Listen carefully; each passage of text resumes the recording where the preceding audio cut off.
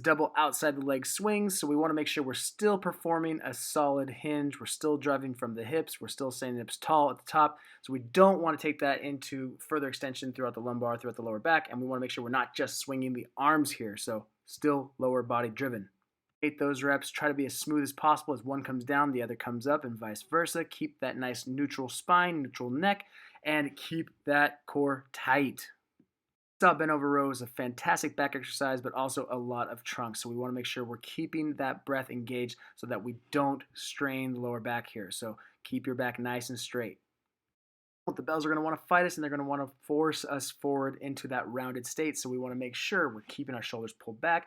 We're utilizing our breath. So take a breath in before you start, hold it, and then exhale as you come up, keeping that pressure. That's going to help keep your back safe and still give you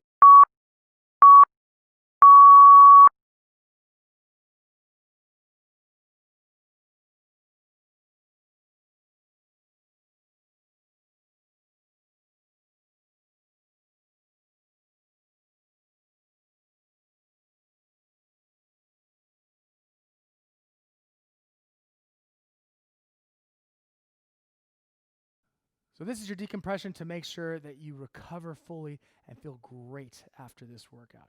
So we're going to set the timer for about 5 minutes, but again, you can expand on that as long as you want, but I would go no less than 5 minutes. And let me just give you a word from the wise.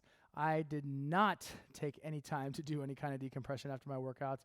I very rarely did that stuff, and I paid for it with a lot of stiffness that I didn't realize I didn't need to have, especially as I started to get a little bit older. So I would definitely recommend, especially because we're going through so many ranges, we're not just doing typical traditional lifting. You're hitting places that you wouldn't normally strengthen. That means you might be sore in certain places that you haven't normally worked.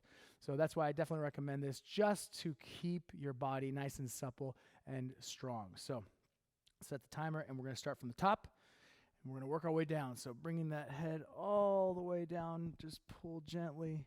I love starting with the neck on the decompression because it's one of the most important areas to maintain a nice loose position. And forward.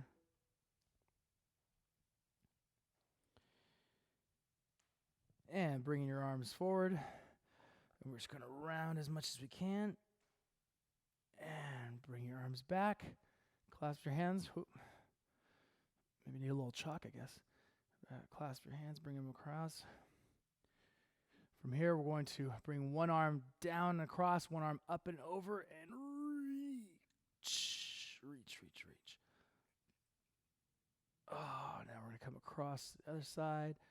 Reach with one arm, reach with the other. Oh. And we're going to get down into the ground. So we're going to start off with some down dog. Let's stretch out those hamstrings, push those hips back. Oh.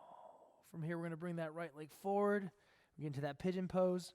So now I want to make sure we have our foot tilted back, so we're in that flexion, in that dorsiflexion. So we're trying to bring our toes up to our knees, and we're going to come down. So I got some stiff glutes, but that's okay. Maybe you do, maybe you don't, but try to work within your abilities. So the goal is to try to get as flat as possible. And switch sides. Drive that hip up. Bring that hip across. Trying to stay as square as you can.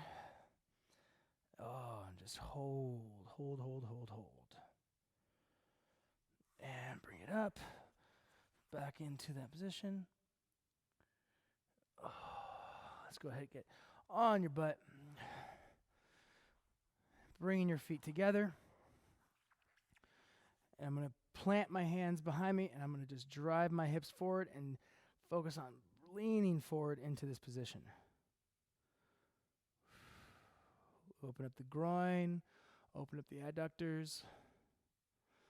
And from here, I'm going to bring one leg down, wrap it around, bring this leg back, and rotate.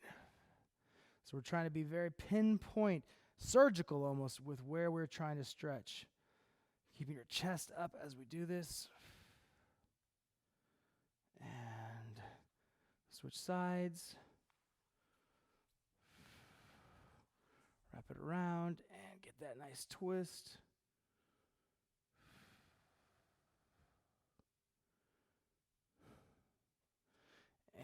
here. As promised, we're going to decompress wrists as well because of all that pulling and explosive pulling. We want to make sure our wrists stay nice and supple. So pull the shoulders back. Try to lean back into this.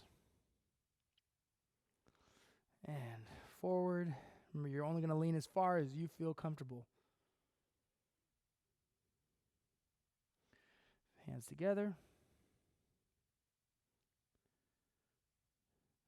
Next, we're going to bring our right leg across, plant that right hand, and we're just going to lift up the hips and try to walk our hand closer so that we're hinging at the hip and getting that nice lateral line up through the piriformis, up through the QL. Oh. And then we'll switch to the other side. And this is probably one of my favorite stretches. So we're crossing that leg over, we're lifting up, keeping that hinge point only at the hips. Oh.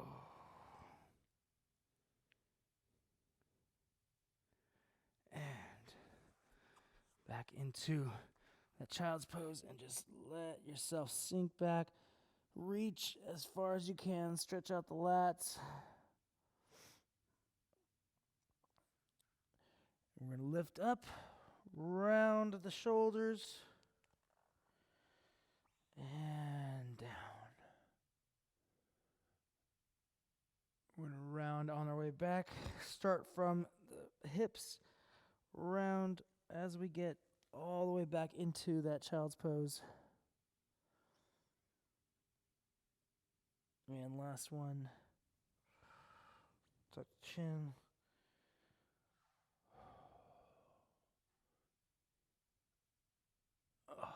Back to standing. We're going to shake it out. And you are good to go.